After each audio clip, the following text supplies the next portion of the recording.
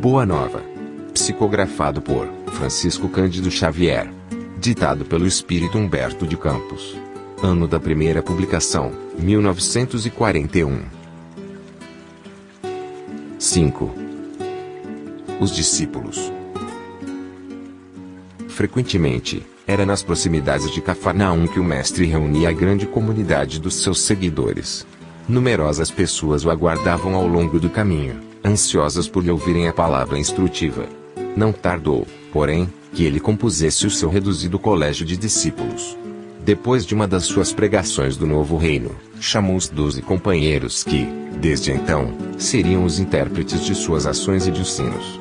Eram eles os homens mais humildes e simples do lago de Genezaré. Pedro, André e Felipe eram filhos de Betsaida, de onde vinham igualmente Tiago e João, descendentes de Zebedeu. Levi, Tadeu e Tiago, filhos de Alfeu e sua esposa Cleofas, parenta de Maria, eram nazarenos e amavam a Jesus desde a infância, sendo muitas vezes chamados os irmãos do Senhor, à vista de suas profundas afinidades afetivas. Tomé descendia de um antigo pescador de Dalmanuta, e Bartolomeu nascera de uma família laboriosa de Caná da Galileia. Simão, mais tarde denominado Zelota, deixara sua terra de Canaã para dedicar-se à pescaria e somente um deles, Judas, destoava um pouco desse concerto, pois nascera em Iscariote e se consagrara ao pequeno comércio em Cafarnaum, onde vendia peixes e quinquilharias. O reduzido grupo de companheiros do Messias experimentou a princípio certas dificuldades para harmonizar-se. Pequeninas contendas geravam a separatividade entre eles. De vez em quando, o mestre os surpreendia em discussões inúteis sobre qual deles seria o maior no reino de Deus. De outras vezes, desejavam saber qual, dentre todos, revelava sabedoria maior, no campo do evangelho. Levi continuava nos seus trabalhos da coletoria local, enquanto Judas prosseguia nos seus pequenos negócios, embora se reunissem diariamente aos demais companheiros. Os 10 outros viviam quase que constantemente com Jesus, junto às águas transparentes do Tiberíades, como se participassem de uma festa incessante de luz. Iniciando-se, entretanto, o período de trabalhos ativos pela difusão da nova doutrina, o mestre reuniu os 12 em casa de Simão Pedro, e lhes ministrou as primeiras instruções referentes ao grande apostolado. De conformidade com a narrativa de Mateus, as recomendações iniciais do Messias aclaravam as normas de ação que os discípulos deviam seguir para as realizações que lhes competia concretizar. Amados, entrou Jesus a dizer-lhes, com mansidão extrema: não tornareis o caminho largo por onde anda toda gente, levada pelos interesses fáceis e inferiores, buscareis a estrada escabrosa e estreita dos sacrifícios pelo bem de todos. Também não penetrareis nos centros das discussões estéreis, à moda dos samaritanos, nos das contendas que nada aproveitam as edificações do verdadeiro reino nos corações com sincero esforço. Ide antes em busca das ovelhas perdidas da casa de nosso Pai, que se encontram em aflição e voluntariamente desterradas de seu divino amor. Reuni convosco todos os que se encontram de coração angustiado e dizei-lhes, de minha parte, que é chegado o reino de Deus. Trabalhar em curar os enfermos, limpar os leprosos, ressuscitar os que estão mortos nas sombras do crime ou das desilusões ingratas do mundo, esclarecer todos os espíritos que se encontram em trevas, dando de graça o que de graça vos é concedido. Não exibais ouro ou prata em vossas vestimentas, porque o reino do céu reserva os mais belos tesouros para os simples. Não ajunteis o supérfluo em alforjes, túnicas ou alpercatas para o caminho, porque digno é o operário do seu sustento. Em qualquer cidade ou aldeia onde entrardes, buscai saber quem deseja os bens do céu, com sinceridade e devotamento a Deus, e reparti as bênçãos do Evangelho com os que sejam dignos, até que vos retireis. Quando penetrardes em alguma casa, saudai-a com amor. Se essa casa merecer as bênçãos de vossa dedicação, desça sobre ela a vossa paz. Se, porém, não for digna, torne essa mesma paz aos vossos corações. Se ninguém vos receber, nem desejar ouvir as vossas instruções, retirai-vos sacudindo o pó em vossos pés, isto é, sem conservardes nenhum rancor, sem vos contaminardes da alheia iniquidade.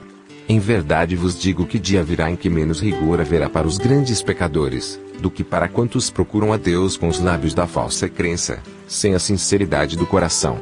É por essa razão que vos envio como ovelhas ao antro dos lobos, recomendando-vos a simplicidade das pombas e a prudência das serpentes. Acautelai-vos, pois, dos homens, nossos irmãos, porque sereis entregues aos seus tribunais e sereis açoitados nos seus templos suntuosos, de onde está exilada a ideia de Deus. Sereis conduzidos, como réus, à presença de governadores e reis, de tiranos e descrentes, a fim de testemunhardes a minha causa. Mas, nos dias dolorosos da humilhação, não vos dê cuidado como é vez de falar, porque minha palavra estará convosco e sereis inspirados, quanto ao que houverdes de dizer. Porque não somos nós, que falamos, o Espírito amoroso de nosso Pai é que fala em todos nós. Nesses dias de sombra, em que se lutará no mundo por meu nome, o irmão entregará à morte o próprio irmão, o pai os filhos, espalhando-se nos caminhos o rastro sinistro dos lobos da iniquidade. Os que me seguirem serão desprezados e odiados por minha causa, mas aquele que perseverar até ao fim, será salvo. Quando, pois, fordes perseguidos numa cidade, transportai-vos para outra, porque em verdade vos afirmo que jamais estareis nos caminhos humanos sem que vos acompanhe o meu pensamento.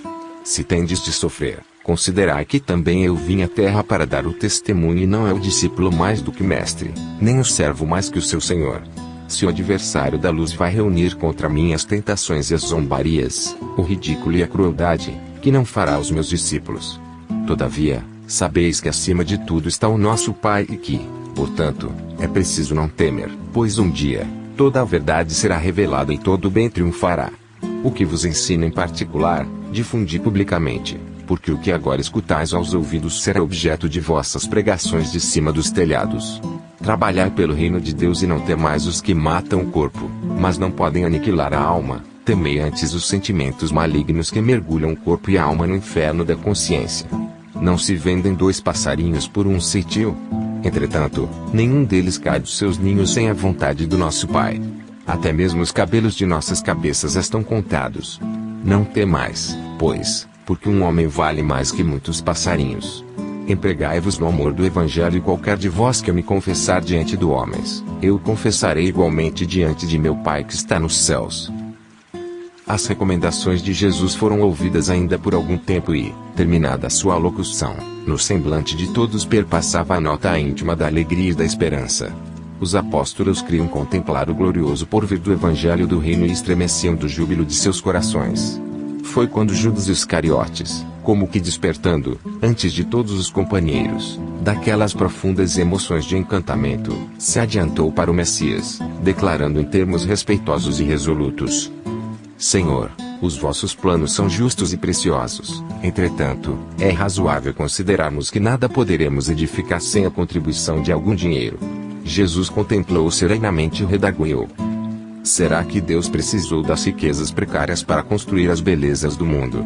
Em mãos que saibam dominá-lo, o dinheiro é um instrumento útil, mas nunca será tudo, porque, acima dos tesouros perecíveis, está o amor com os seus infinitos recursos.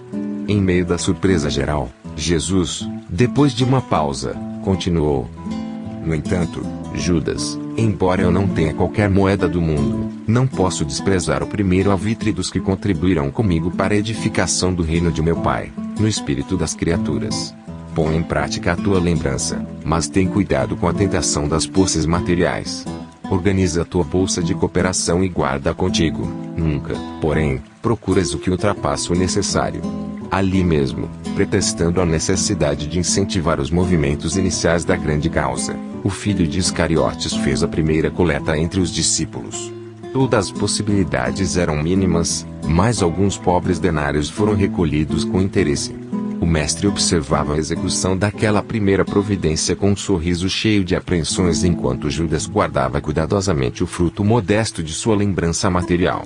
Em seguida, apresentando a Jesus a bolsa minúscula, que se perdia nas dobras de sua túnica, exclamou satisfeito: Senhor, a bolsa é pequenina, mas constitui o primeiro passo para que se possa realizar alguma coisa. Jesus fitou-o serenamente e retrucou em tom profético: sim, Judas, a bolsa é pequenina, contudo, permita Deus que nunca sucumbas ao seu peso.